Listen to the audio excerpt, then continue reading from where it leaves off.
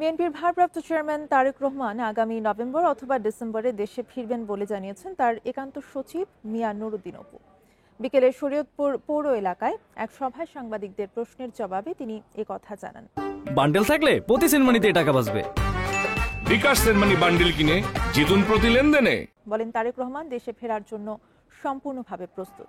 আগামী দিনে শরীয়তপুরকে আধুনিক জেলা হিসেবে গড়ে তোলার অঙ্গীকার করেন তিনি। বলেন এমন দিনের জন্য অনেক বঞ্চনা, লাঞ্ছনা ও নির্যাতন সহ্য করা হয়েছে।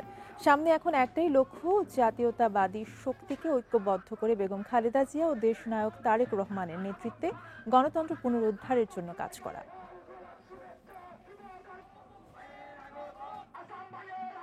উনি আসার জন্য সম্পূর্ণভাবে প্রস্তুত এবং আশা করি নভেম্বর ডিসেম্বরের শেষ পর্যায়ে চলে আসবেন। বাংলাদেশ জাতীয়তাবাদী দলের নেতৃত্বে আগামী দিনে 3টা সিট দেশনেত্রী বেগম খালেদা জিয়া তারেক রহমানকে উপহার দিয়ে আমরা সেই দিনের সেই প্রতিশ্রুতি এবং সেদিনের সেই প্রতিশোধ গ্রহণ করব ইনশাআল্লাহ।